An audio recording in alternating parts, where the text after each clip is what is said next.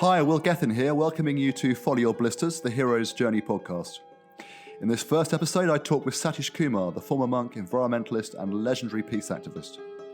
Satish is celebrated worldwide for the remarkable 2-year pilgrimage he walked from India all the way to the USA in the early 60s without spending any money and eating only vegetarian food.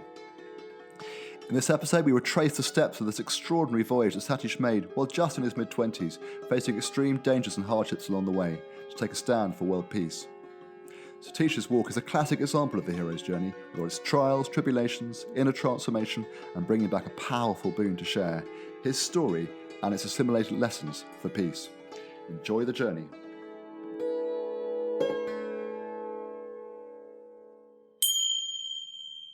Good morning, Satish.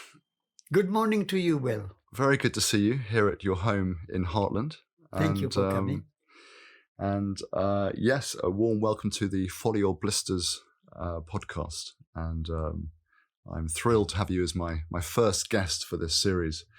Your pilgrimage walk, you walked from all the way from India to Washington via the deserts of Pakistan and through Russia and the sandstorms of Russia, and well, obviously the Afghanistan mountains before then as well, onwards through Europe to Paris to London, on to the USA, and ultimately on to Japan. Of course, you got invited on there afterwards. And it was 2.5 years, and it was 8,000 miles, and you did it without spending any money, which is remarkable, and managed to live on a vegetarian diet all that time.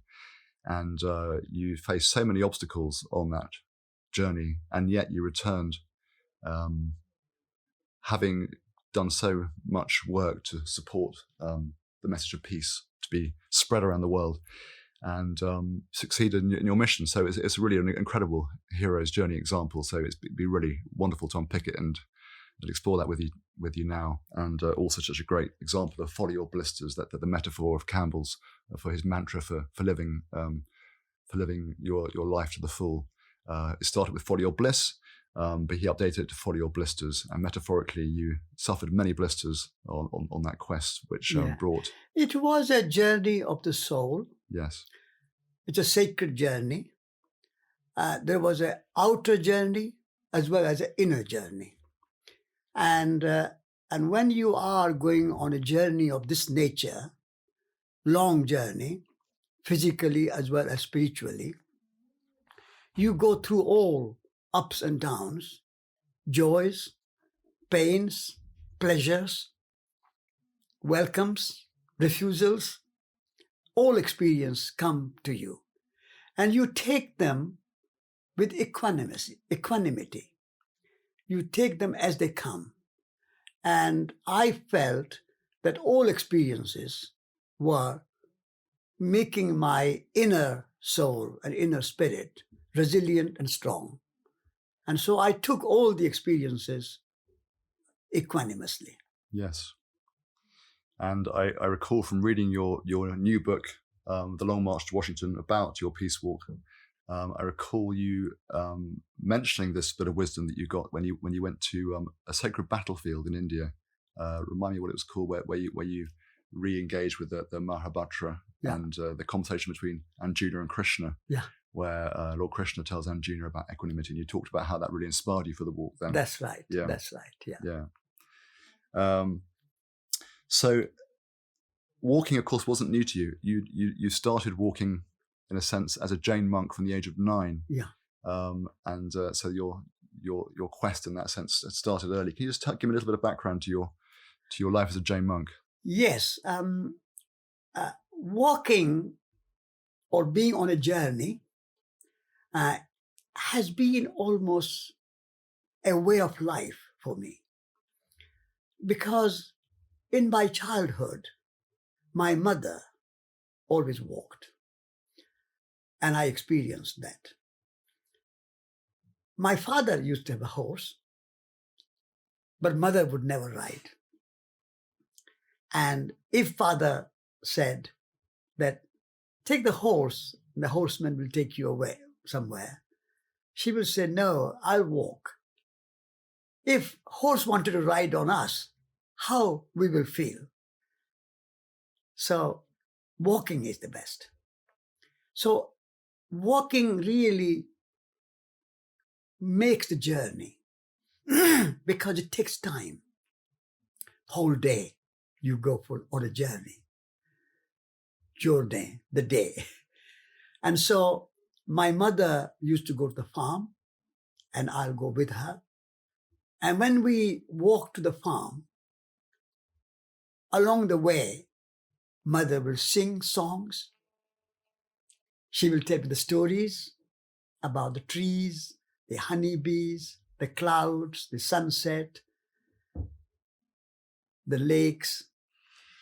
Everything I came across was there in my mother's teaching.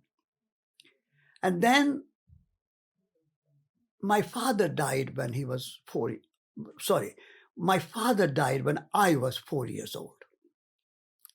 And that was a great shock. Loss of father at that time. And so I was in a way looking for something which will stop people dying. But also I was searching for a father. And so those two things came together and inspired me to become a Jain monk, because the Jain guru, Tulsi, he became my father figure. Oh. I was very attracted to him. Yeah. I felt as if he was my father. So the moment I saw him, I felt a very strong connection with him. And also, the monks said that only way to overcome death is to renounce the world and live a life of sacred monkhood. And so I said, I'll do anything to stop people dying, so to speak. And so I became a monk at age 9. And as a monk, you live extremely basic, simple life. The Jain monks live by begging for their food.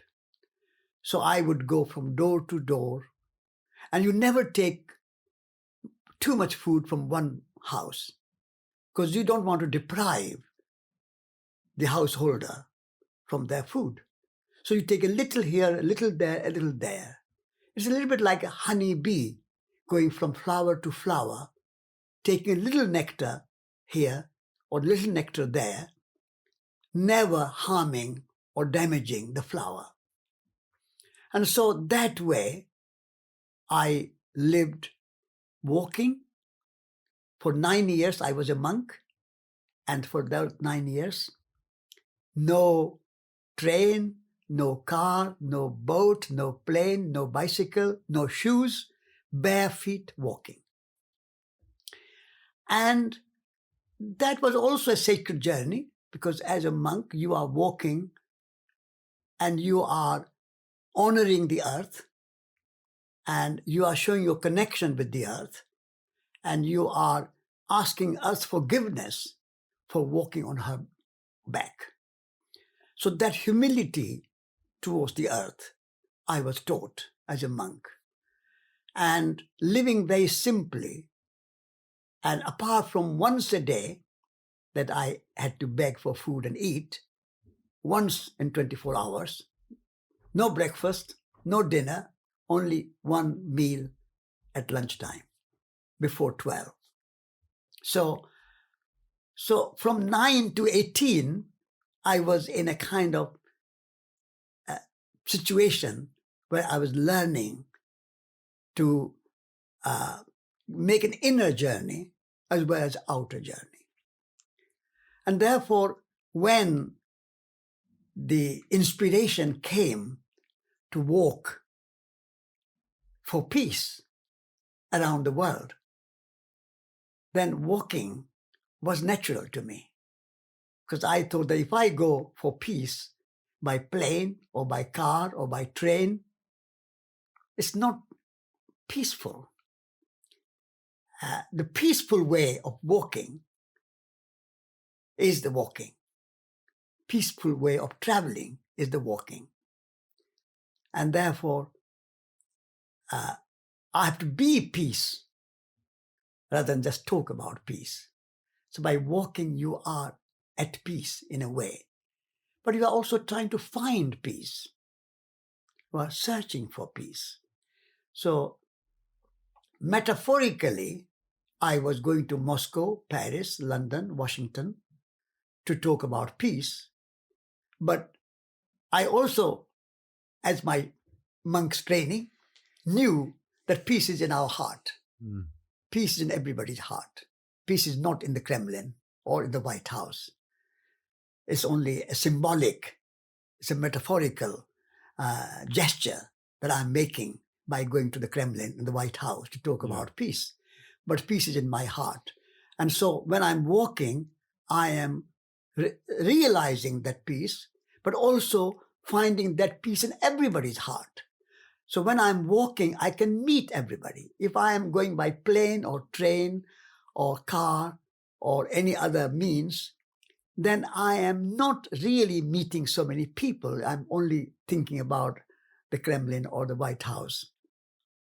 So finding peace in everybody's heart and realizing that peace is in our heart.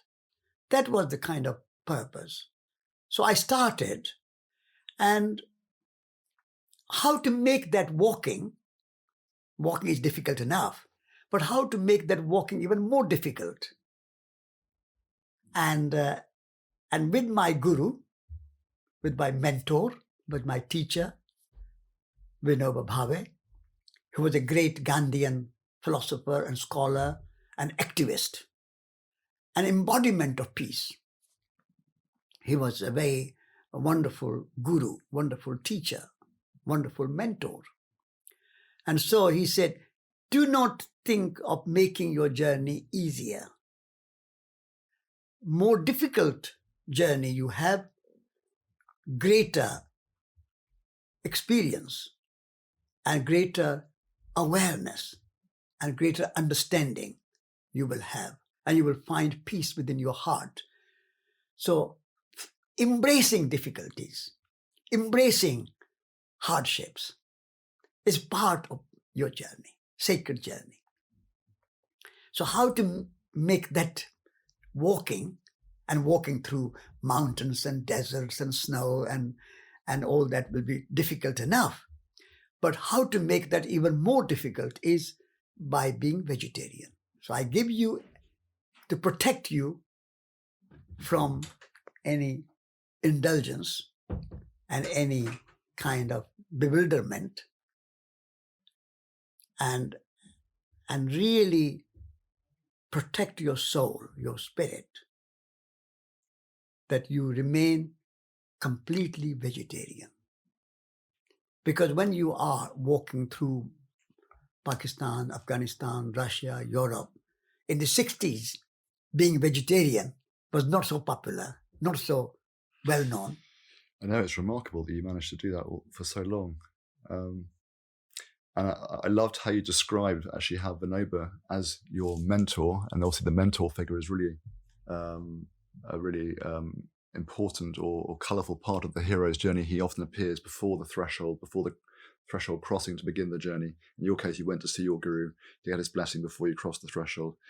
And I love how he told you he had two weapons for you, just as Athena gave Perseus a shield to defeat the Medusa the Gorgon, and King Arthur was given a sword by Merlin.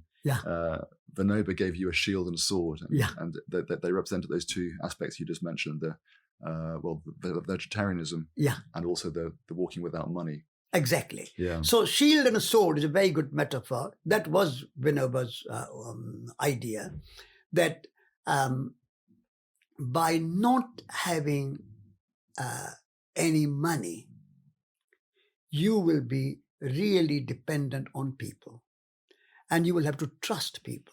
You have to trust yourself and you have to trust people. And when you trust, you are protected. When you doubt, you are vulnerable.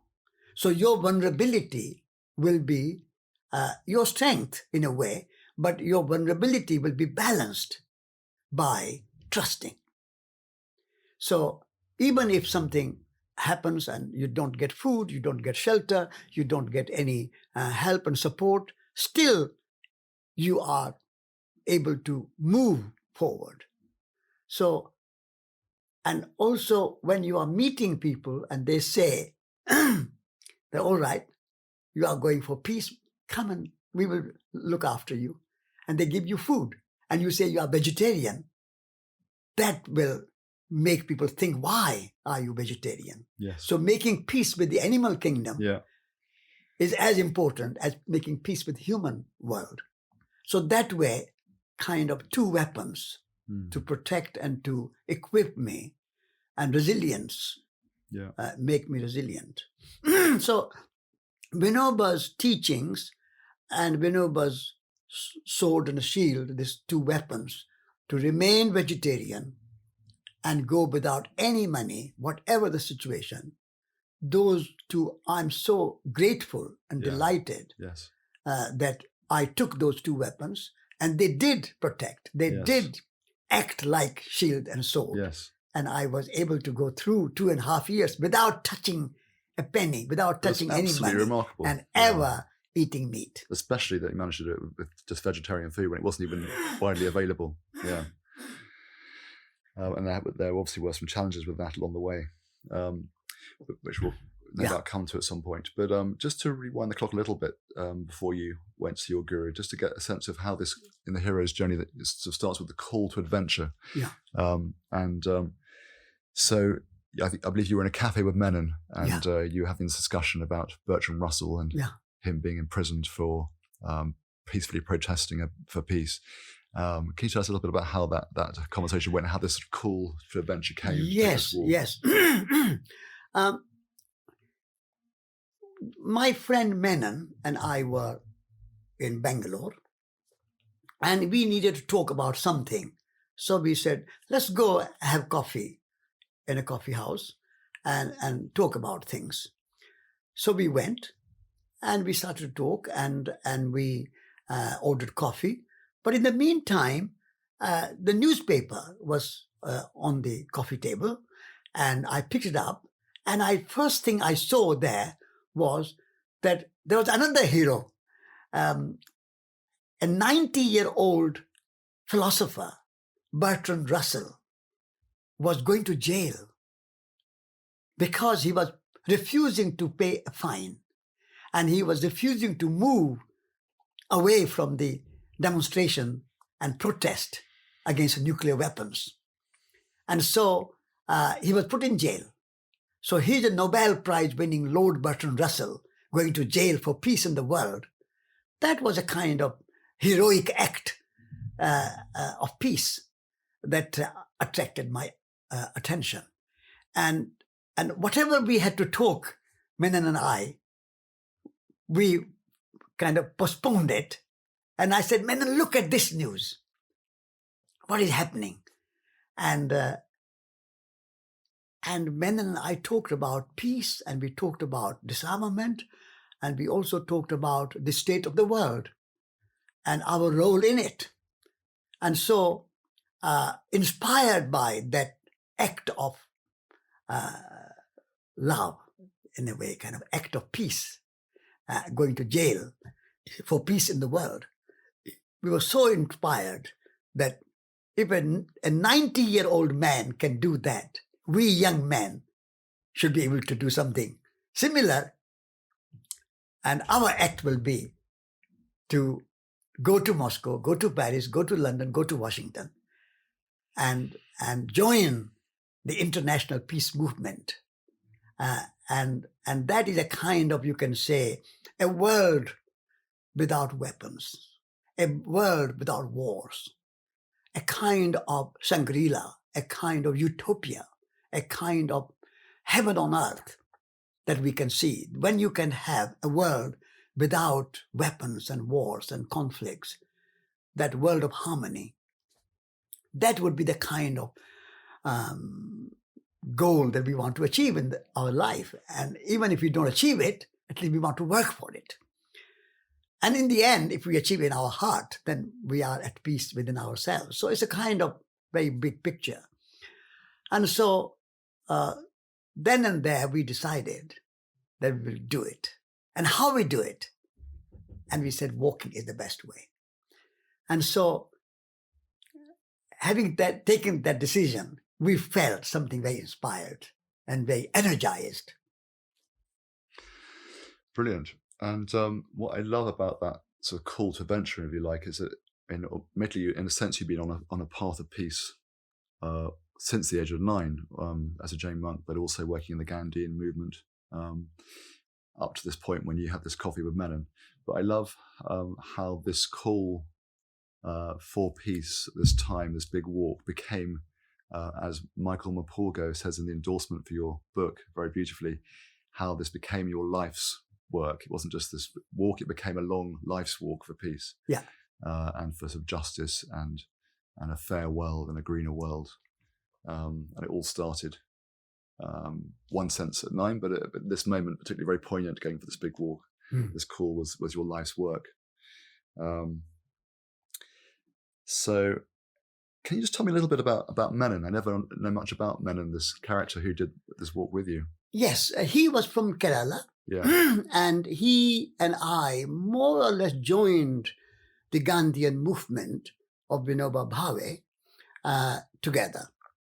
He came from the south and I came from the north. I came from Rajasthan. And yet he and I became very good colleagues and very good fellow travelers and very good friends. And he was very kind of dignified and very very a man of integrity and man of wisdom. Even though he was young, like I was young, but I always felt very comfortable with him. So our friendship was very deep and very unconditional love and unconditional friendship. So I could trust that if I was with him and he was with me, we will get along very well together. And in India, we say the journey together with 2 people is always better. Yeah. Meditate alone, travel together, and sing with 3. That's the kind of saying. Dhyanam ekaki, gamanam vibhi, gayanam tribhi. Meditation alone, walking 2 together, or traveling together, and singing 3 together. So Menon and I were very good friends, and therefore I could trust myself and I could trust Menon, and we thought that this will be a kind of journey of the soul together, because he was my soul mate, was my soul brother, and we were very close together. Out of interest, did you remain in touch with him over the years since you left India? Yes. I'm in touch with him via emails, and when I go to India, I see him. Oh, you do? Great. Yeah, I see him, and we are good friends, and we have some common friends, so we stay in touch with each other. And he's still in Bangalore, and he's in good health, and he's active. What did he do with his career path? He became a teacher. Yeah. And he's an activist, Gandhian activist still, but he also became a teacher, and he was teaching in a college. So he and I, in a way, kind of similar path we have followed. He remained activist. I remained activist. He teaches at one of the colleges, a Quaker college, and I teach and started Schumacher College. So we have something very similar. Yes. Okay, that's interesting to hear sort of a little bit of background on him. Yeah. And the call to adventure in the hero's journey is often followed by a refusal of the call. Yeah. I.e., often it can reflect sort of maybe some fear or some doubt about taking the journey. But in your case, you mentioned a couple of big obstacles that come up that made you question, oh God, should I really do this journey? Can you tell me a little bit about those? And the first obstacle was that I had recently married, and my wife was pregnant. So I said to Menon that this will be impossible to leave my young wife behind, even though I have this great calling and great inspiration, and I want to go on this long journey, but there's a big obstacle. And so Menon also knew my wife, because we were all very good friends. And so he wrote to her saying that your husband and I have a great idea, but we want your blessing. And when she received that letter, she was very upset, very angry, very annoyed, because how can you leave me in this pregnant state and go on these great ideas, but very contradictory to a proper human life. And so that was the big obstacle. And so when Lata wrote back to Menon, I almost thought that it's not going to happen. Yeah. Because I can't leave my young wife in pregnant state and go on this journey. So in any way, my wife at that time was with her parents. So I went to see her and to reassure her that I cannot go without your blessing, without your support. And if you are not giving your blessing, then I can't go and he won't go. But somehow during that time, she was also very idealistic, my wife, Lata. She was very idealistic and she somehow thought about it. And then also her parents were very idealistic. So they also thought about it and say, if we become obstacle to such a great journey, it will remain with Satish whole of his life and regret that something he wanted to do, but he could not do because of his wife and because of his parents-in-laws. So my parents-in-law said that as far as your welfare is concerned, don't worry. We will look after you. You will be fine. And I said that I'm not going to go, first of all, until our child is born and everything is well. And so somehow over the next 6 months, we worked on this idea. And first of all, Lata said, I'll come with you. I'll carry the baby on my back and we will go together. And she remembered the great heroic journey of Rama and Sita in the epic Ramayana, where Rama goes into the forest for 14 years and Sita follows him, goes with him. And so she says that we have a great epic story. If Rama and Sita could go for 14 years in the forest, I'll come with you in the forest. This will be our journey. But anyway, her parents were totally against that. That would have been a very different journey altogether. Different journey altogether.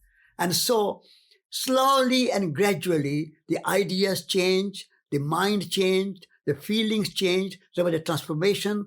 And Lata, being herself very idealistic and very active in peace and Gandhian thinking and so on, which was very fortunate, she came to the conclusion that she should give me her support and blessing.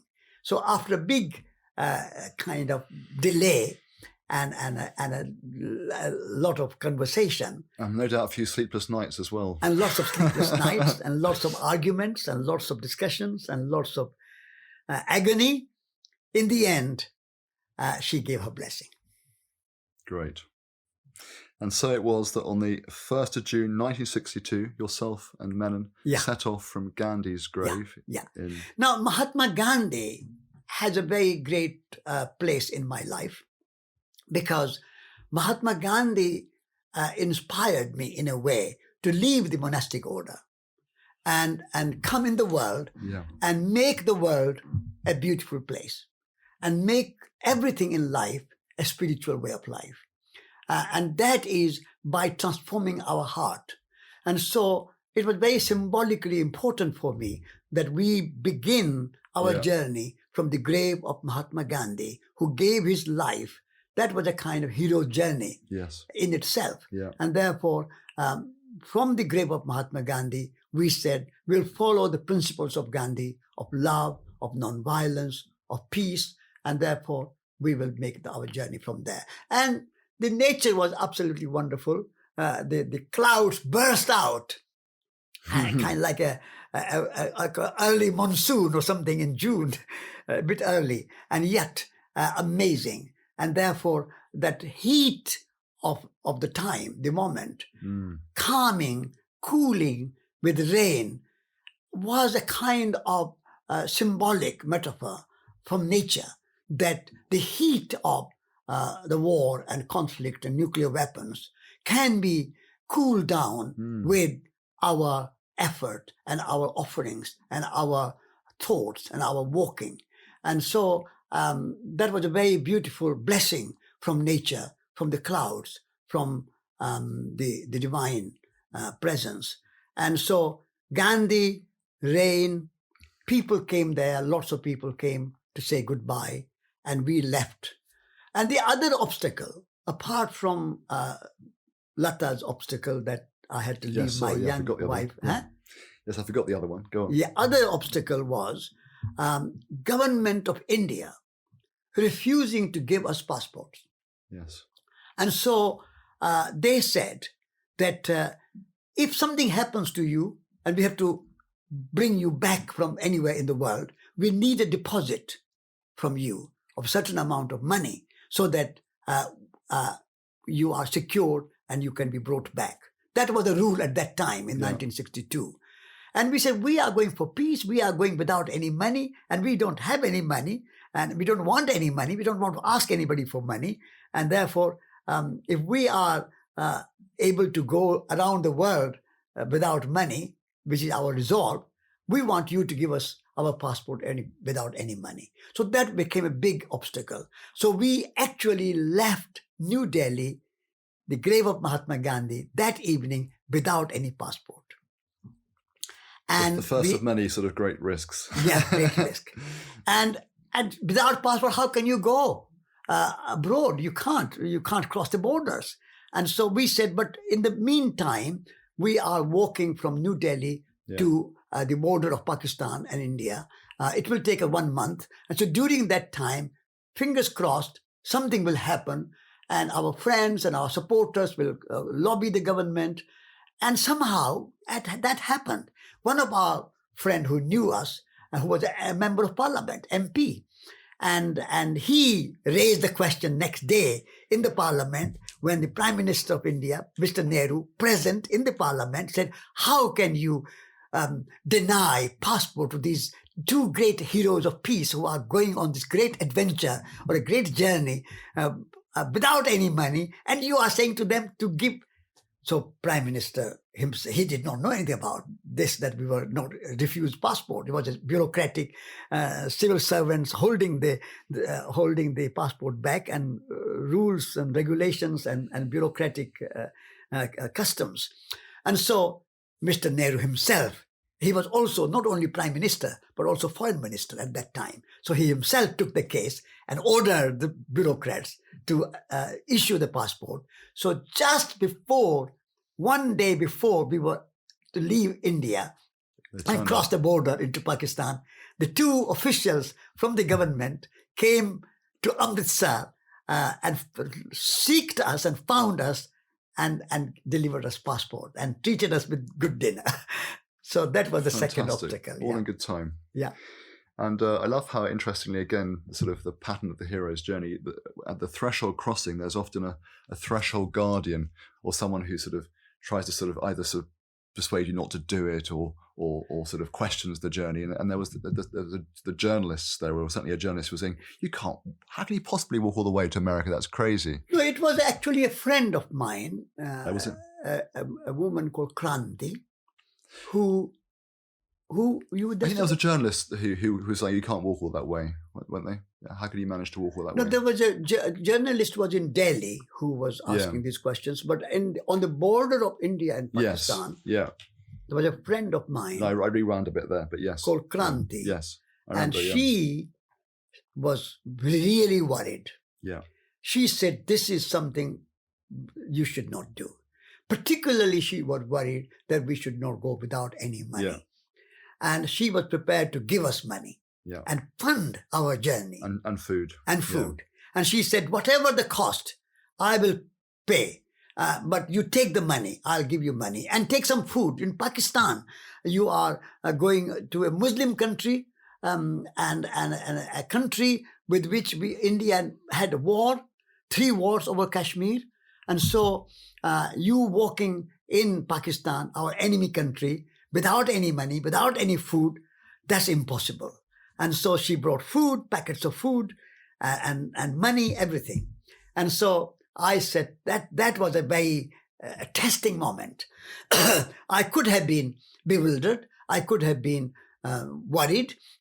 I could have been thinking that, oh yes, she's right. She's my dear friend, and if she's giving me money, she's giving food. Why should I worry and take money and take food? That was the moment of kind of decision. And I remember you said to her, yes, you said, well, I said to her that, look, your packets of food are not packets of food. They are packets of mistrust. And Vinoba, my guru, my mentor, has said, you go with lots of trust in your heart. And so I cannot take money, I cannot take food. And if I don't get food, that will be my opportunity to fast. And if I don't get shelter, that will be my opportunity to sleep under the stars. And I will call it my million-star hotel. And therefore, and if I die while walking, I'll welcome that death. What is better than dying while walking for peace? So I have no fear, and I'm full. My heart is full of trust, and I cannot take your food. I cannot take your money. She was in tears. I said, but Kranti, I'm going. You are not going. Why are you crying? Don't worry. All will be well. And if not, farewell. And so we embraced each other. But amazing things happened that on the one hand was so much fear, so much worry in the heart of my dear friend, lifelong friend, Kranti. And the moment we walk into Pakistan, scene changes completely. And there's a young man standing there without us knowing anything about it, asking us, are you the two young men who are walking for peace and coming to Pakistan? And I said, yes, but how do you know? Because we don't know anybody in Pakistan. We have written to nobody. And here you are. You know about us. And he said, yes, I heard about it. And your fame has traveled ahead of you. And even in our newspaper, there was a story about you. And so I thought that I'm for peace. And this fight between India and Pakistan is all total nonsense. We were one country before 1947-48. Why we should be enemies now? We should live as neighbors and peacefully. That was such a kind of watering the flower. It's a kind of listening to those words coming from a Pakistani, from a Muslim who I have never met and who has come all the way, driving 16 miles from Lahore to the border, looking for me and meeting me and my friend. That was something I was bowled over. And I said, what a great blessing. So that way we met in Pakistan. And a precedent for many similar incidents to come. Yes, yes. So you're on the road now in the hero's journey, and it's a time of meeting lots of challenges, lots of adversaries, and of course you met so many of those along the way, and we'll talk about some of them as we go along. But you had sort of treacherous mountains in Afghanistan, and you had sandstorms in Russia, and you were faced with gunpoint and imprisonment in Paris, and so many things you went through. It's also a stage of building up allies, and you had so many allies who came to your support, so many angels on the road who came to your need and absolutely provided food and shelter and gave flyers out and walked with you and spread the message. Are there any? There were so many. I read about so many in the book, but are there any that stand out particularly in your heart as a really memorable and incredible people who helped you? We walked through Pakistan, and when we were going over Khyber Pass, And Khyber Pass is quite a high pass of Himalayas between Pakistan and Afghanistan. And so people were very worried because that area is a very kind of violent area, known as violent area. For us, there was nothing, but the Pathans and so on.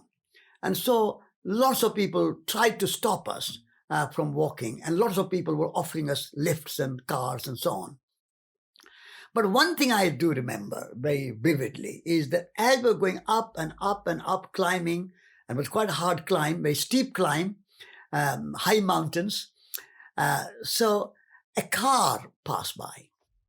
And when the driver saw us, two young men walking on this very wild Khyber Pass, somehow he became full of compassion and kindness, and he stopped the car and reversed back and then asked us, "Do you want a lift?" So hearing his voice in English, I said, "No, thank you, we are walking." So he said, "But in this wild Khyber Pass, the mountains, you seem to be quite tired, you are walking very slowly. Where are you walking to? I can take you, I'm going to Kabul." So when I heard his voice, an American accent, I said to him, "Actually, we are walking for peace, and we are walking to the United States of America." And so the man was puzzled, surprised, could not believe. So he came out of the car and stood in front of us and said, "Gentlemen, do you know where the United States of America is?" And so I said, "Sir, we have never been there. We have seen her on the map. We believe that she exists. And as Columbus discovered America by boat..." I was just thinking of Columbus, yeah. I was just thinking of Columbus, and yeah. Yeah, Columbus discovered America by boat. We want to discover America on foot. This is our resolve. He was very puzzled. So he gave me his card and said, "If you ever make to America, call me up. I would like to welcome you." So that was a wonderful sort of little event. And then we walked, and those mountains and the Kabul River, along the Kabul River, higher and higher and higher to Kabul. And then from Kabul, even higher, the Hindu Kush Mountains. We went up to 11,000 feet high pass. And that was so treacherous. And as you say, blisters. At that time, my feet were bleeding. And I was feeling so tired, so exhausted. You go over one great hill, high hill, you go down and then up again. And you go down and you're up again. It was like this all the way. And we had chosen, in our kind of, you can say, foolishness or in our wisdom, we had chosen the path which was the most difficult. We could have gone through Kandahar in the south or Mazar-e-Sharif on the north, which has less mountainous. But this middle road, which goes from Kabul to Herat in the center of Afghanistan, is the most high and most difficult. I think there's a quote from The Hero's Journey. I forget if it's Campbell or somebody else, but it's used within the context of The Hero's Journey about go into the forest where it is darkest. So that sort of reflects that. Exactly. Yeah. This was the most treacherous and most difficult journey. And so my legs were aching, my feet were full of blisters, and luckily my friend E.P. Menon, he, when we were leaving Kabul, our friends had given us some things to put plasters and some linoleum and so on. And so he did some healing and some things. And so that night, I was so much in pain and so much in kind of distress that I said, "This is foolish. Why am I doing it? Am I achieving anything? is this journey worth it? I can't make it. I can't manage it. So I said to Menon, look, Menon, I can't do it. And I want to go back. Yeah. If you want to go, carry on yourself, or let's go back. And we'll go back to Kabul somehow and borrow some money and fly back home. I think this is a complete foolhardy act that we are doing. This is not worth it. We are not going to achieve anything. The peace is not going to come just by our walking in these mountains and being blistered by these long walks, and therefore and hungry, because in those mountains hardly any villages, and we were staying from time to time in what is called indigenous people, the Afghans, mountain people with tents, yes, and kuchis. So we were staying in them. And being vegetarian, just bread and cheese and water, nothing else. So no food, completely tired, feet full of blisters. All that made me so exhausted and so disappointed and so depressed that I felt to give up. So yes, it very much sounds like you entered the dark wood stage of the hero's journey, where that was face to face with your dark night of the soul, almost you can say. I wish often the same, yeah. And you came therefore face to face with the biggest obstacle on the journey, or the biggest fear. Would you say there was a fear in particular that represented that moment that you became face to face with about maybe continuing the journey, being able to survive? What would you say the fear was? No, my fear was that I'm not going to make it. Yeah. First of all. Yeah. And my fear was that my legs are not going to make it, and also kind of sleeping rough on the floor. Sleeping bag I carried, but on the floor and in the mountains, no food. All that became so difficult. And so psychological, not only physically, but psychologically, I felt depressed. And I felt so down that I said, I can't. So it was a kind of fear that I cannot make it. I'm not up to it. I'm not strong enough. I'm not capable. This is not going to and one day okay, 2 days okay, but day after day after day, and then we are going to the deserts, and then we are going into the snow, and so all the things came to my mind. The snow and Siberian winter in Russia, and so I'm not going to make it. And if we want to go, I'll ask Kranti again and say, you were right. And please send us money to Kabul, and we'll fly to Moscow. We'll fly somewhere. So that those sort of thoughts came to my mind. Yeah. If I could just share a little anecdote, because it reminding me of your experience with these blisters. Yeah. And you may remember, because I approached you for an endorsement for it. About 5 years ago, I did a small walk from London to Glastonbury. It was a 2-week walk. Yeah. And we were promoting a film called Road to Peace, the Dalai Lama film, documentary. And we walked without money, inspired largely by yourself. And I got a quote from you for our website to say, a nice positive thing about what we were doing. But anyway, I think you had some new shoes, didn't you, at that point, which maybe caused the blisters. Yeah. And I stupidly myself, schoolboy error, I walked straight out in these new shoes from London. Yeah. And got to Reading in absolute agony 2 or 3 days later. Yeah. And I couldn't walk. I had to stop for 2 days in Reading. Yeah.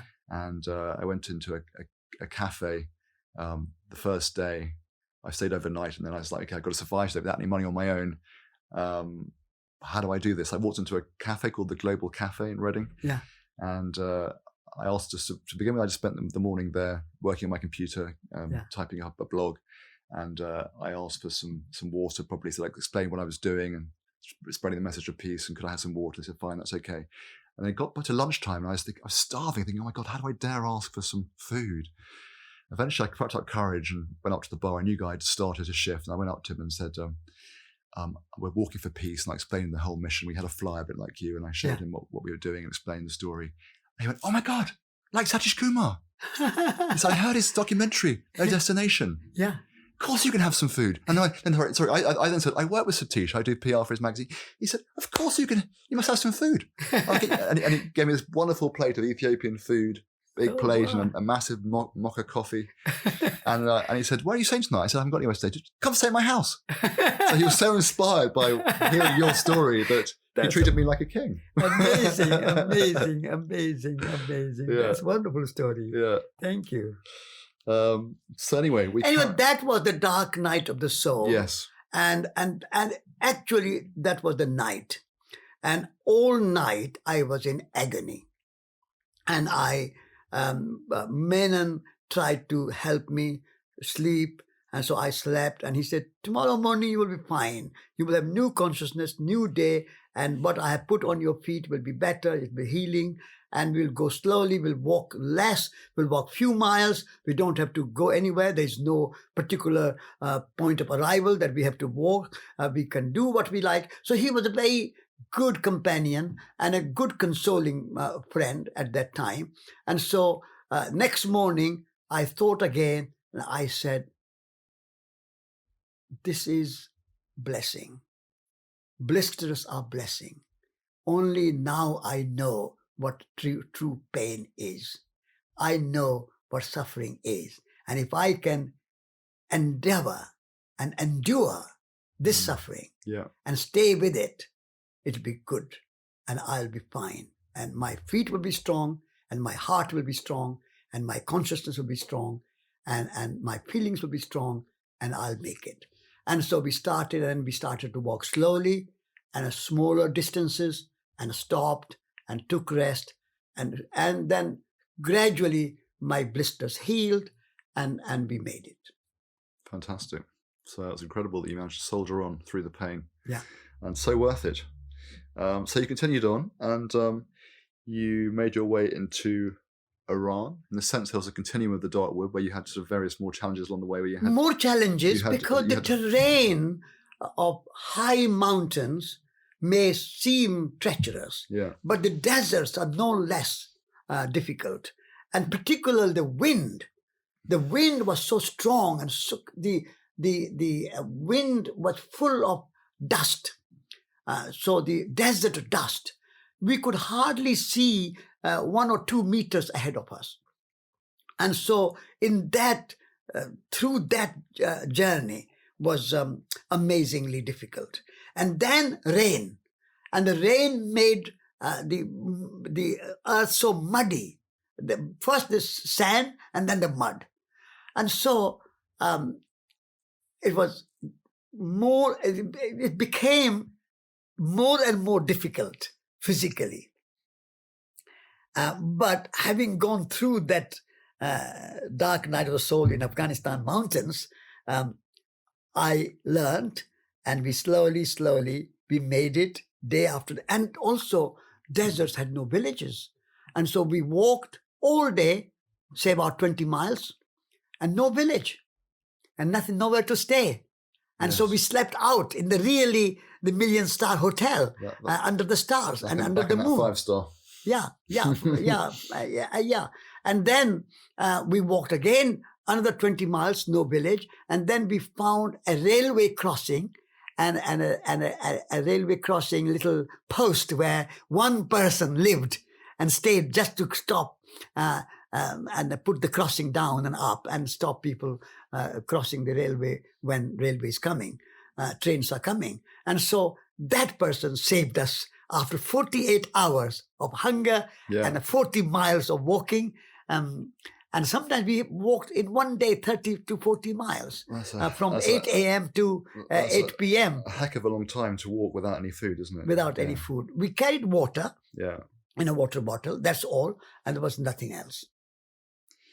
Okay, and so you then had the challenge of getting a visa into the Soviet Union, and there was then this lunch at the tea factory in Georgia. Yes. Which a wonderful story, which I've heard you talk about and read about it with interest again in the book recently.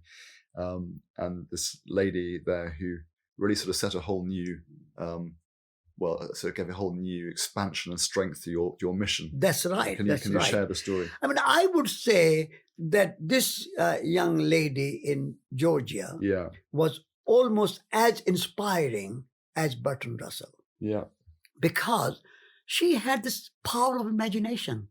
In this little village in the Caucasus Mountains by the Black Sea, this little factory of tea, because Georgia produces good wine and good tea. And so this woman inviting us, reading our leaflet, to say, how do you eat if you have no money? And when we say, people offer us food, say, are you hungry? We have a little canteen in our factory. Come and eat with us and have some tea with us. And so we go, and then suddenly she had a brainwave. She says, she comes with the 4 packets of tea. And she says that, be my messenger. I want to give you a mission. Give 1 packet of peace tea to our premier in the Kremlin, 2nd packet of peace tea to the president of France in Palace Élysée, the 3rd packet of tea to the Prime Minister of England in 10 Downing Street, and the 4th packet of tea to the President of the United States of America in the White House. And please give them a message from me. My message to them is that if you ever get a mad thought of pressing the nuclear button, please stop for a moment and have a fresh cup of peace tea. This is no ordinary tea, peace tea. And that will give you a moment to think and reflect that your bombs are not going to kill your enemies, but they will kill ordinary, innocent men, women, children, farmers, workers, animals, lakes, forests, insects, everything will be destroyed. Don't use the weapon. And that was such a revealing and such inspiring and such a beyond my imagination that somebody could say those words in that little village. It was genius. Yeah. Genius. And an ordinary looking woman had extraordinary idea and imagination. I was so touched, so inspired. Simple, symbolic sort of message. Yeah. And that was a kind of antidote to my suffering in Afghanistan and suffering in Iran. Yes. That was the antidote because now I have such a kind of great mission with me and my friend. We have a mission, and we have to carry these packets of peace tea from this young lady to deliver to these 4 nuclear capitals. Was such a kind of positive. So yes, in a sense, this was in the hero's journey, the treasure or the gold, if you like, that came out of the dark. That was the gold. Yes. That was the gold. The tea was the tea of peace, and that was a sacred tea. And it was the kind of metaphor for something beyond my imagination. Yeah. And so that changed completely, and we walked and we managed. So that was a great moment. Yeah, fantastic moment. And then you were in Russia. I believe there's a guy from the Central Peace Committee, or they were trying to sort of stop you from flying through part of Russia. And do you think that was because they were afraid of you spreading your message to the people, and they wanted to control that? They were afraid, yes, because we were talking about nonviolence. We were talking about unilateral disarmament. We were talking about Gandhian principles of decentralized economy. We were talking about spiritual values. We were talking about more ecological peace. And these ideas in a communist regime were not very popular. And so they were sort of worried that we are brainwashing, or we are sort of changing people's thinking and ordinary people. So that was one, but they pretended that it was winter, it was Siberian snow, and the walking over the mountains there, Caucasus Mountains, will be impossible. Yeah. And therefore, this is my fear or my feeling. Yeah. Their words were about the practical and the physical danger and the obstacle of snow. But my feeling was that they also did not want us to talk about all this unilateral disarmament and a message of love and peace and a Gandhian values. And so they somehow managed to stop us from walking between Sochi and Moscow. And so almost you can say we were forced to fly. Yeah. And arrived in Moscow. Yeah. And Moscow was under something like 10 feet of snow. So we we could see their reason, even though their motivation may be mixed, but we could see their reason that they were worried that if 2 Indians die in Siberian snow, they will have a bad reputation for their government. Yes, and it was a peace committee, and they took responsibility that if we are working for peace in the Soviet Union, then peace committee should look after us. And so there was a mixed reason. But we went to Moscow. We were in Moscow, and amazingly, at that time, Khrushchev was trying to de-Stalinize Soviet Union and make a little bit more free. And so when we were in the universities and colleges and places, young people were talking quite freely. And they were talking about liberal ideas. They were talking about people who are more idealistic. And so we had a very good response from Muscovites, particularly the young students. And many of them wanted to walk with us. And also, we had a very good letter from Khrushchev himself saying that you are welcome to Soviet Union. I cannot see you personally because I am very busy and occupied with many foreign visitors at this moment. But the chairman of the Supreme Soviet will receive you in the Kremlin and receive your packet of peace tea. And so we went to the Kremlin and we met the chairman of the Supreme Soviet in the Kremlin, and we delivered the first packet of peace tea in the Kremlin. Fantastic. And we talked about this idea that Soviet Union should disarm unilaterally. But the Supreme Soviet chairman or president, he said that Russia has gone, or particularly the Soviet Union, has gone through an incredibly terrible war, Second World War, in which we lost 14 million citizens, Soviet citizens, died in the Second World War. And therefore, we cannot take any risk of anything. So it's our defense measure, and we cannot do unilaterally. We have to do it when America agrees. But we are totally in agreement with you that there should be no nuclear weapons.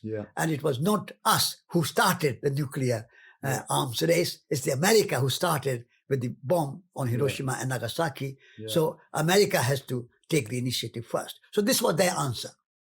Although we were not agreement with it. We said, you have to, just because somebody is having nuclear weapons, you don't have to have them. So we were, but from their point of view, our argument was very naive and very idealistic. And they were trying to be realistic. And so there was a kind of conflict with the idealism and the realism. And I said, the realism leads to nuclear weapons. So better to have idealism of Tolstoy. Yes. And so we went to see Tolstoy's place. And that was another pilgrimage for us. Well, you had so many wonderful cultural interludes, didn't you, on this trip? Yes. You even went to see Swan Lake, of course, in Moscow. Yes, absolutely, absolutely, yeah. No, the thing is that when you are on a long journey, you meet so many amazing, unexpected experiences. There are some negative, but even though negative experiences have a positive side. And some positive, but even positive experiences have a negative side. So negative and positive, yin and yang, go together. And so we had a wonderful hospitality, wonderful support, wonderful coverage in the newspapers, radio, television, and so on. And so there was a kind of, both sides were there. So we had a wonderful time in Moscow. But again, our visas were cancelled by the Soviet government. And that is what my suspicion, that they did not want us to meet ordinary people and talk about nonviolence and Gandhian values and unilateral disarmament. And so they did not want us to walk from Moscow to Poland. And yet, one evening, that night, without telling anybody, secretly, we left Moscow. And in the dark evening, we walked out of Moscow. Nobody knew where we were. And so from Moscow until the border of Soviet Union and Poland border, Brest, town of Brest. For 45 days, we walked in the Soviet Union illegally. So that was another part that we could walk. And the people did not know anything about it, and nobody knew. And the Soviet Peace Committee and Soviet government thought that we have left, we have gone. So they did not bother. They thought we have gone. But little they knew that we had not gone. And so on the way, people looked after us, and the Soviet people were very kind. The peasants, the farmers, the workers, the factory workers, the collective farms, all those people, they were very eager to listen to our message. But we were in the thick of the Soviet snow, Siberian snow, and a kind of 20 feet high snow, amazing, or more even. And so in that cold, so the Afghan mountains, the Iranian deserts, and the Siberian snow, these were the kind of... But by now you become a sort of hardened hero. My feet were stronger, definitely. Yeah. And my feet were stronger, but... Your resilience was stronger too. Huh? Your resilience was growing. Was growing, yeah. And so you endured these blizzards in Siberia. You continued through Poland and East Germany. You went to Berlin and you met, I think it was the deputy prime minister there. Yes. And on to Belgium and France. And in Paris, you went to look up someone who was going to host you for the night, didn't you? And you were held up at gunpoint. Another sort of great triumph. That's right. A great challenge. The thing is that Europe is a kind of cradle of civilization. And yet Europe has been also the cradle of so many wars. And wars come because of fear. And so fear is everywhere. And so as we were looking for our host, only address we had in Paris from somebody, Madame Petite, and we were looking for a host, but in that apartment building, there was somebody who thought that we were Algerian terrorists or something. Were there Algerian terrorists around at that time? At that time, there was just the end of Algerian war. Right. And Algerian terrorism was a big threat at that time. And the de Gaulle was just coming to a state where to bring an end to Algerian war. Because the Algerian war was going on for a long period. And therefore, the Algerian terrorists were a threat. And therefore, we were suspected of that. And so the man said, go away. Otherwise I kill you. You are terrorists. But then some woman who spoke English and French. So she said, who are you? What are you doing here? So we said, we are looking for Madame Petite, who is our contact here. So yes, I know her. She lives in this place. And then she talked to this man with the gun. I said, they are not Algerians. They are not terrorists. They are friends of our Madame Petite. It's a small mistake. Yeah. But in this great civilized society and civilized city of Paris, meeting, but I was not, fortunately, I was not afraid. No. There was no fear. I thought it was some mistake or something is, you don't know, but you didn't feel I did not run away. Yeah. If I was afraid, I would have run away. I did not run away. I thought... you knew it was a misunderstanding that could be corrected. Could be corrected, yeah. And I had built a kind of strong trust in my heart that if I die or live, doesn't matter. I'm not going to run away from any situation. Yeah. And so from there, it was sort of out of the frying pan into the fire, wasn't it? Because you just after that, you went to the president's house to go and deliver your message of peace. Yes. So this was the second place where we needed to deliver the packet of peace tea in Palace Élysée. But de Gaulle had not only refused to see us, he has refused to sign the nuclear test ban treaty. And he was in favor of independent French nuclear deterrent. And therefore, he said it's a waste of time to see these peaceniks who are walking for peace and carrying these sort of packets of peace tea. So he refused to see us. He refused to take the peace. So we went to Palace Élysée. with lots of French supporters as well and media. And so we were arrested there because demonstrating in front of Palace Élysée is illegal. And therefore, we were doing illegal act. So we were arrested and put in jail. And so we spent 3 days in jail in Paris. So Were you facing... Were you happy to be arrested? Did you think, well, Bertrand Russell was arrested, this is making a good statement? Yes, absolutely, absolutely. So we were very happy to be arrested. We were very happy to be in jail. And I said to Menon that we are following in the footsteps of Bertrand Russell. And if he was in jail, we are happy to be in jail. And as long as it takes, doesn't matter. We will be prepared to stay in jail. But the chief of the police and the Indian ambassador, they came and they said that, look, if you don't stop demonstrating in front of Palace Élysée and don't stop all your activities in Paris and don't go away, we will send you and deport you back to India. So what do you want to do? Do you want to go back to India? Or you can go back to England? Not back to England, but forward to England. But we don't want you here. And so Indian ambassador said that if this will be very bad for you to go back to India, you want to carry on to your journey to London and to Washington and so on. And so we were persuaded, and I think rightly, but we didn't want to go to India back. And we were persuaded to continue our journey forward. And therefore, the head of the police said to us that, look, President de Gaulle is not going to see you, but I am head of the police and I have access to Palace Élysée. So consider me as the representative of de Gaulle and give me your packet of peace tea and I will deliver it to Palace Élysée to make sure that your mission is accomplished.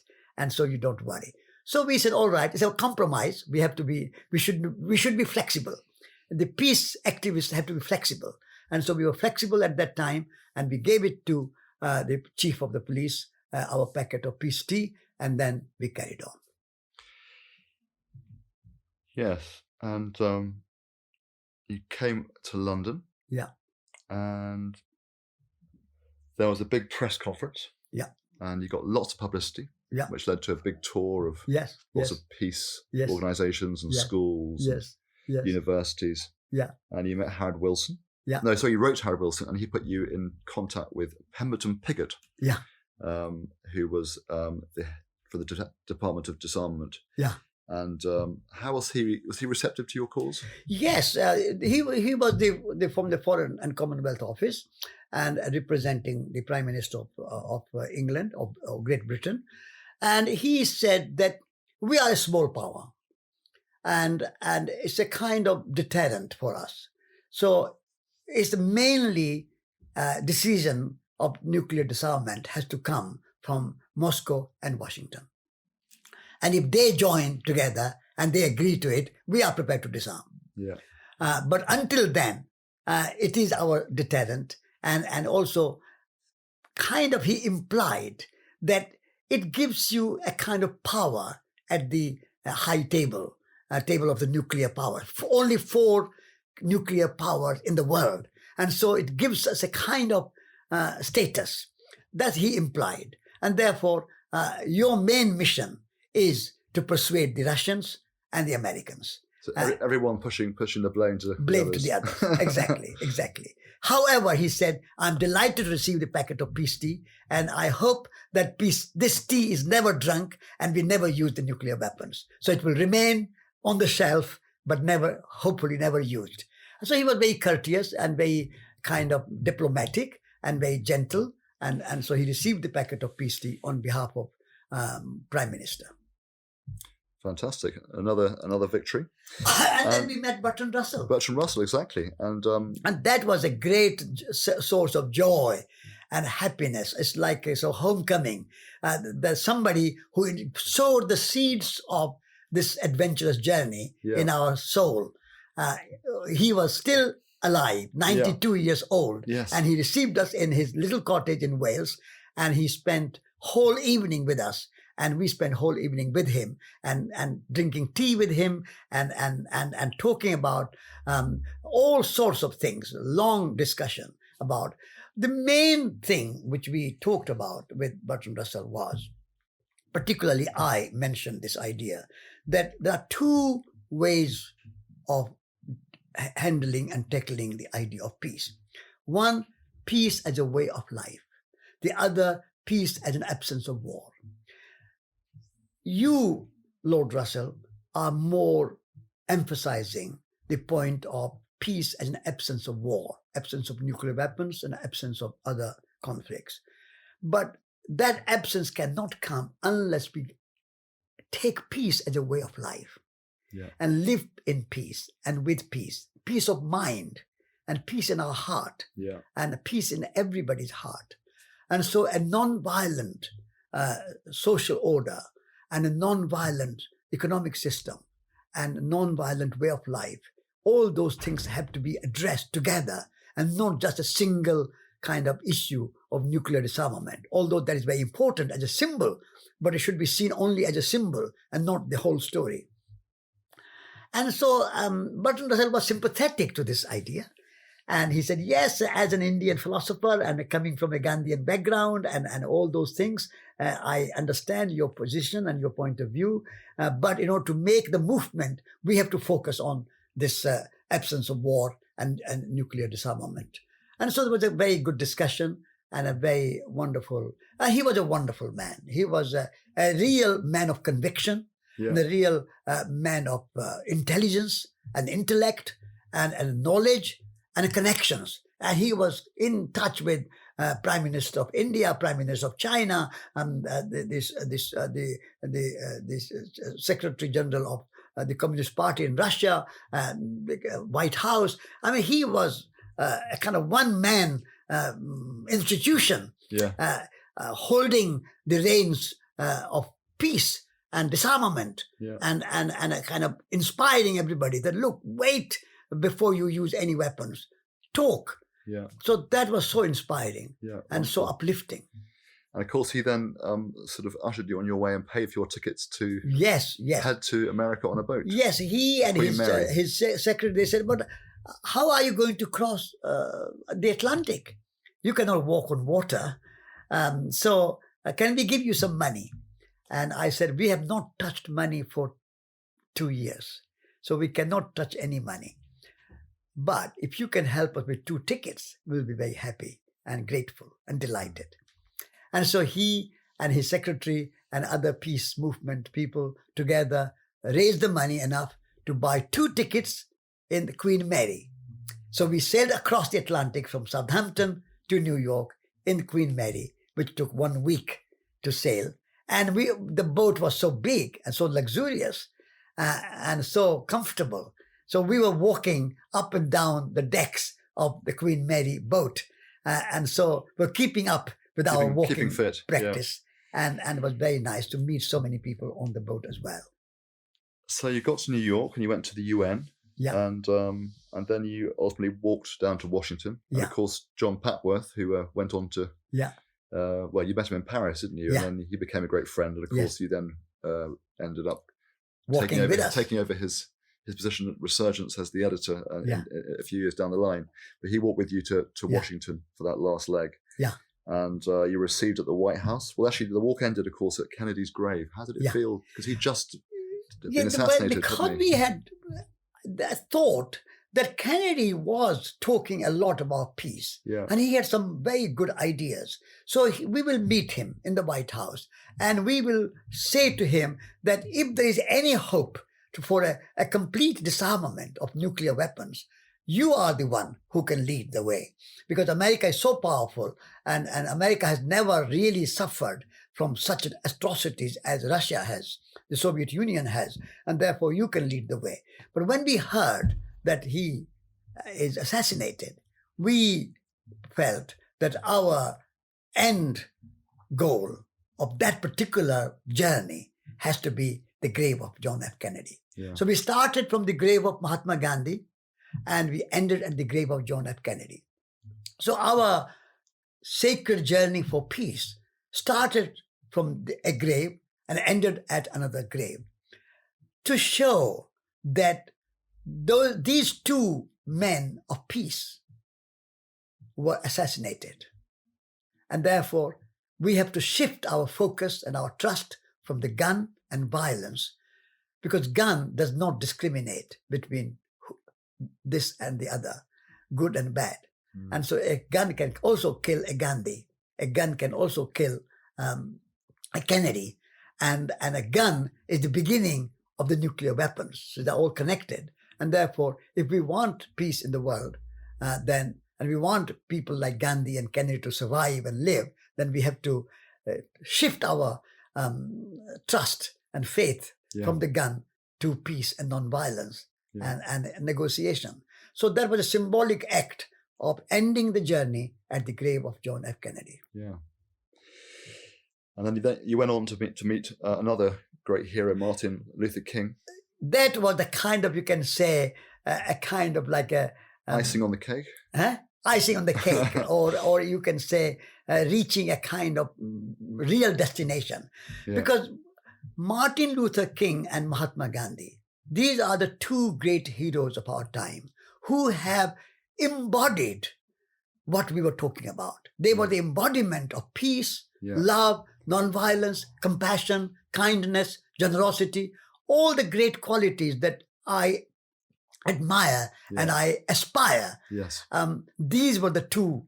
And therefore, I had heard him give this great speech of I have a dream. Yeah. And so I said to Martin Luther King in my letter that we have a dream, and our dream is very small, and that dream is to see you and meet you and offer our homage to you. And so he very generously and very kindly offered us to meet and invited us to Atlanta and meet him. And so we met, and he was another, like Bertrand Russell, great man. And when you are sitting in his presence, you can feel the aura, you can feel the spirit, you can feel that this person is not just a physical body. This person is something different, something very special, something a kind of light in himself. Yeah. And every word he was saying was touching our heart. And he was very interested to learn more about our story and every detail of our story of journey. And so that was a kind of tremendous moment of satisfaction and joy and upliftment. Yeah, he said to you as well, didn't he, that to be non-violent, we have to be non-violent in our thoughts and our words and our actions. Exactly. It has to be embodied. Exactly.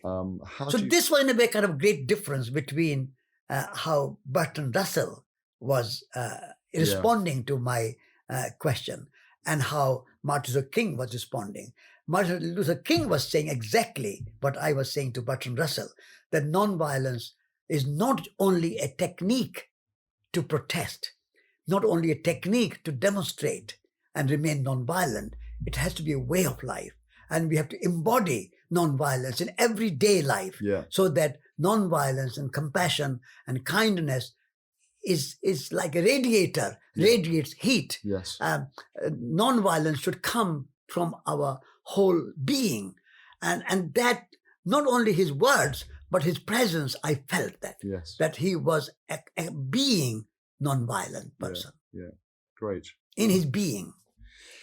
And you then went for a coffee while you were in Georgia. Yes. Where you had another horrible experience of being probably more horrifying than the last one. Yeah, what a contrast. Of being held He is a gunpoint. man of peace, an embodiment of peace, Martin Luther King. And soon after meeting him, John Papworth and I go to a cafe because he wanted to have some drink and talk with me because he had just been to Cuba and so on. Yes. And so when we went this cafe, we innocent people, first time there in Albany, Georgia, not knowing anything, we went to a cafe which was whites only. And at that time in the 60s... Was it officially whites only, or that wasn't apparent? It was not apparent, but it was whites only. And at that time, in southern states of America, especially Georgia and some other states, blacks and whites could not go in the same school, in the same cafe, still discrimination was very strong in the southern states. And therefore, the restaurant people said that we cannot serve you. The waitress said, we cannot serve you. I said, why? Oh, no explanation. So I went to the manager and said, my friend is going to pay and we can pay you in advance. Why not serve us a cup of tea and something? Said, no talking, just get out, the manager said. I said, no, we are not going to get out. I suspected that this must be, having met Martin Luther King and having participated in the civil rights movement a little bit, I knew that this was something. So I wanted to make a little point. And I wanted to know. So I said, we cannot leave until you explain to us what is the reason why you will not serve us tea. So he became so angry that somebody, black person, a non-white person, arguing with him and standing up for something. So he pulled his drawer and took the gun out and pointing at my chest said, get out or I'll kill you. And that was a real moment. I could have been killed. But I did, at that moment, I did not fear. I said, look, I'm not afraid of being killed. I want you to be explained to me. As I was saying this, the waiters and the waitresses and some customers they all came and between me and the manager with a gun and we pushed me out of the restaurant. So I was thrown out of the restaurant at a gunpoint. And so once I was out, there was no way of getting back. And John Platford said, look, Satish, let's leave it. You can't do anything. They are not going to change. They are not going to listen to you. So we left there. So that was a kind of horrific experience of actually being discriminated just because of the color of my skin. I experienced that at gunpoint. Have you ever experienced much of that sort of behavior since then? Not really, not of that scale, not that level, I mean, in England, I have been now here, and I have never experienced anything of that nature. Minor something, but nothing really. That was the most horrific experience of my life. Was it? As a color discrimination. And obviously, about 60 years on from that time, we have just had Black Lives Matter and the protests there. And how people are still being killed. Do you feel that that's really going to shift things? Yeah. I think change is happening, but maybe a bit too slow. And when people are not prepared to accept the change and deny, Martin Luther King used to say that justice delayed is justice denied. I repeat it. Martin Luther King used to say that justice delayed is justice denied. And so this delaying tactics of American government or any other government, that change will come slowly, but don't rush it. That's not right. We have to act fast because people are being discriminated. They are stopped here and there just because they are black. And so that is a big issue of our time. And so after meeting Martin Luther King, we were just invited by many people in America to speak about our experience and so on. And as we were thinking of what we do, how we return back to India, we received this wonderful invitation. Can I just quickly interrupt there? When you did your lecture tour around the 100 universities and so forth, you noticed or observed how rich America was, but also how unhappy the people seemed. Yes. Paradoxically. Can you just say a little bit about why? But the thing is that America at that time, and I think continuing, people, kind of contemporary culture of that time had a kind of confusion of means and ends.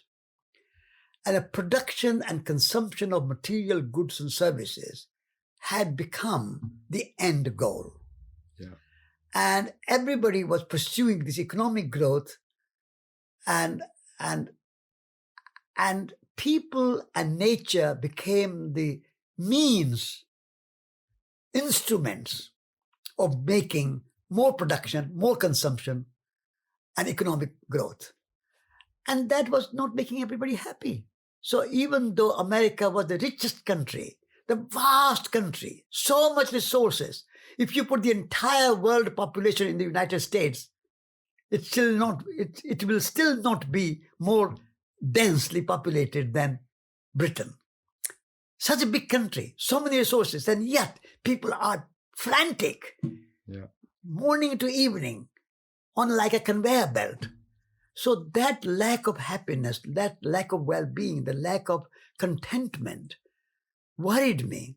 Because people in America should be very happy. The complete antithesis of your early childhood walking with all this time and in nature. Yeah, exactly.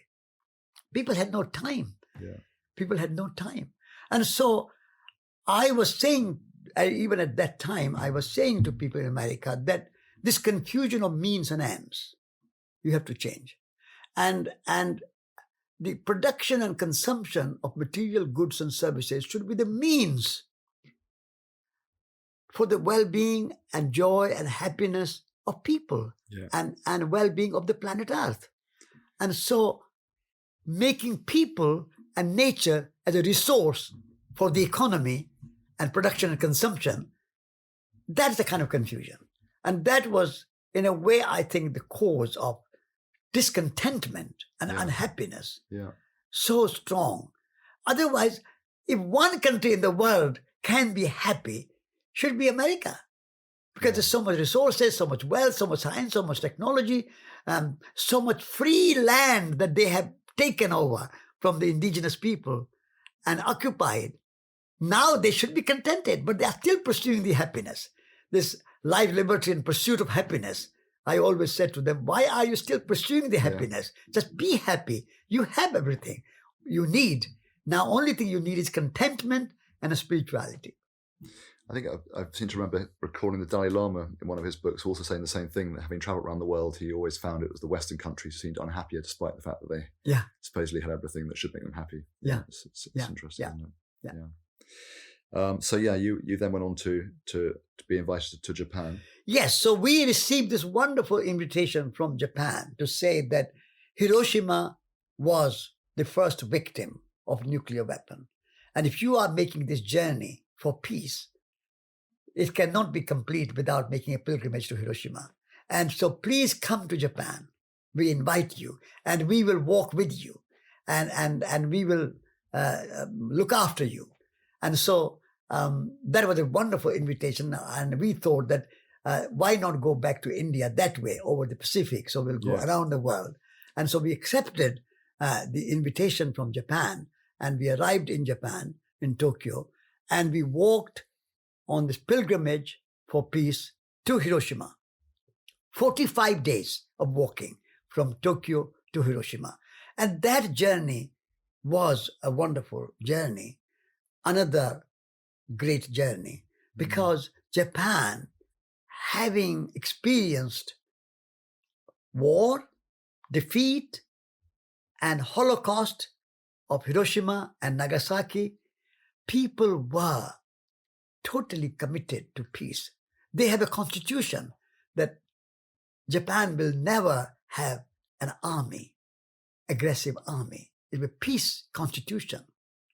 And so people were ready for our message, much more than anywhere else. Yeah. And people were more happy in Japan, even though they had suffered so much. They were more contented at that time. And the culture and the values of Zen and the Buddhist and so on. So arts and crafts and culture and food and people's ideas and poetry, we were very touched and inspired. So we were very glad that we came to Japan, and our last country of walking was Japan, which was very different from America and the rest of the world. And so that arriving after 45 days of walking, arriving in Hiroshima and meeting those victims of nuclear weapons, atom bomb, and still in the hospitals, suffering. That was such a kind of touching and very moving moment. And so we were filled with compassion and a true experience of seeing people who have suffered from the bomb. The real reality of it. Real reality. Yeah. Wow. And so what a journey. You probably hadn't even left India before, and then you went through all these experiences in 2.5 years. Yeah. Amazing. Yeah. And you returned home, and the hero's journey always, the return stage is about returning with something to share for the community back home. And of course, you came back with the story that you have about your journey and about what you learned about peace along the way. And what would you say is the most important thing you learned about peace from that experience? Most important piece is peace of mind, peace within. We have to be at peace within ourselves. And then also making peace with the earth. What I learned, I was walking on earth, and the way humanity is treating the earth is like being war with nature. And the way animals are farmed in factory farms, the way rainforests are cut down, the way people are thinking as if they have to conquer nature. So it's a kind of the language we use to conquer nature, to control nature, to subjugate nature, steal the secrets of nature, this kind of language. So we have a kind of war mentality against nature. And therefore, what I learned during this 2.5 years of journey is that peace is a multidimensional.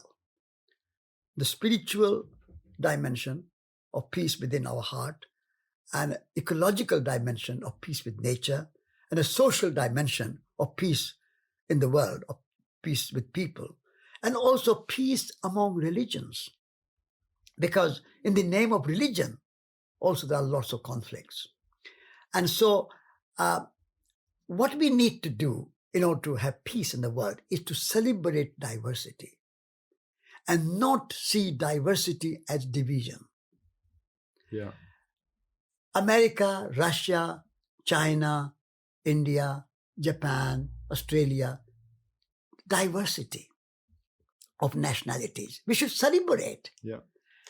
Hindus, Muslims, Christians.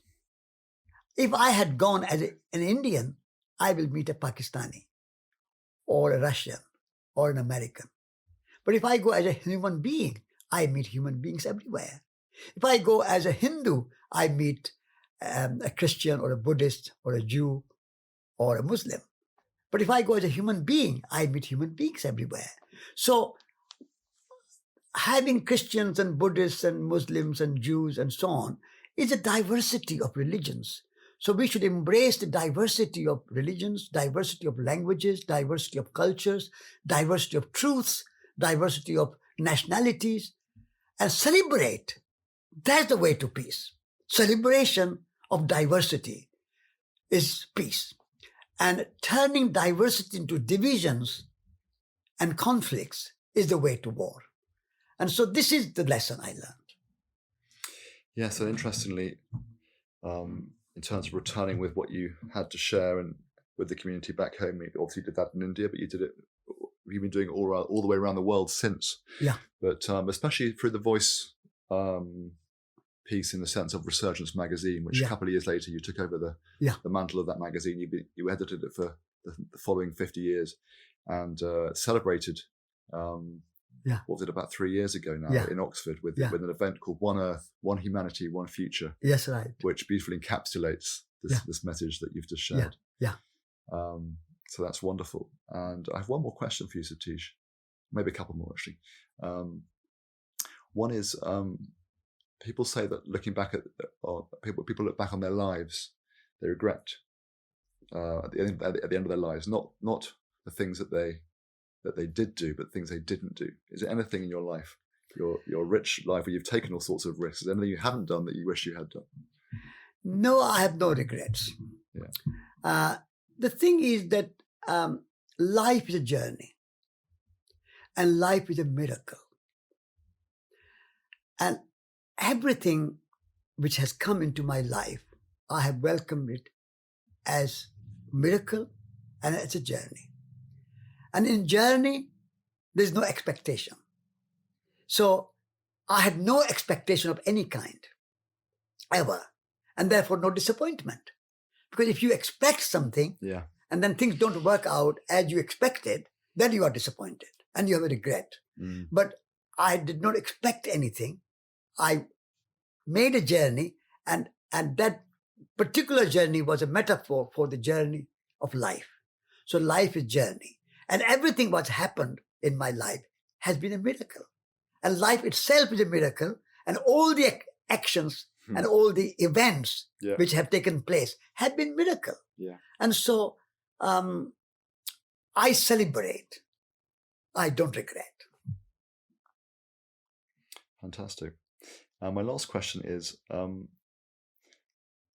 our current sort of difficult and precarious time of the pandemic, the coronavirus, and impending sort of environmental meltdown, and the latest sort of protests about Black Lives Matter, everything that's going on in the world, it could be said that we're in a sense, collectively, we're in a dark wood on a hero's journey.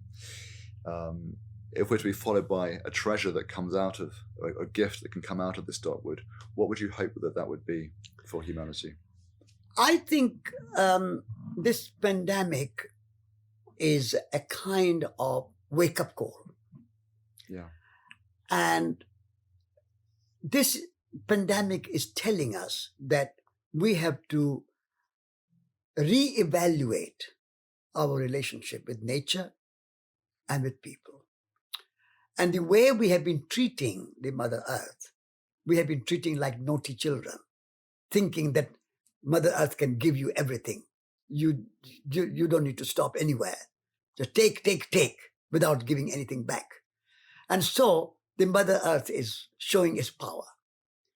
And therefore, I think now people are realizing that we cannot go back to what was the old normal. We have to rethink our relationship with natural world and our relationship with human world and the way we live. So there are lots and lots of people are thinking about it. What will be the actual outcome, and how our economics and our politics and our industry and our commerce will change, and what will be the new paradigm is still a mystery. And we don't know the clear picture. But there's something I feel in the consciousness around the world. Because the one pandemic never has happened like this before, that has swept the whole world. China, India, Russia, America, Australia, Europe, everywhere. There's no one country. Every country is swept. So this is a kind of big wake-up call from the earth. And it's a cry from the earth that, look, you have to change your way. So one can be optimistic, one can be hopeful. And I feel there is a change in the consciousness, change in the air. And we need to reevaluate our way of life. And there's no lack of anything. Mother Earth is very generous and very abundant. You plant one seed in the ground, you get 1,000 apples year after year after year. So nature is abundant, and nature will keep giving us and look after us. But we, in return, need to look after nature. And we should not think that nature is to be exploited and nature to be conquered. But we have to think that we have to live in harmony with nature. So if we can have that attitude, change of consciousness, then we can live very well and very happily and comfortably and joyfully. So that is my hope, and that is my belief. Satish, thank you very much indeed for your time and for your wonderful and hugely inspiring story and the wisdom you shared with us. So thank you so much. It has been my pleasure. I hope you've enjoyed hearing about Satish's journey. The good news is that almost 60 years later, he's finally written a full account of this incredible odyssey, now available in his new book, Pilgrimage for Peace, The Long March from India to Washington, published on the 27th of May. The book will be available in most bookshops and on the Resurgence website, resurgence.org. And if you'd like to find out more about the courses Satish teaches at Schumacher College in South Devon, visit schumachercollege.org.uk. Thank you for listening to Follow Your Blisters. If you've enjoyed this episode, please stay tuned for more lively and inspiring conversations released bi-weekly on Wednesdays on Apple Podcasts/iTunes, Spotify and other channels. You can subscribe on Apple Podcasts, where any reviews would be hugely appreciated. You can also find out more about this podcast on consciousfrontiers.com, where you can sign up to receive news and updates. Big thanks go to Ike Morland for editing and recording this podcast, to Michael Tyak for the music, and to GFM Radio here in Glastonbury for lending me their studio. Finally, if you have friends who you think would enjoy or benefit from this podcast, please do spread the word. Thanks a million.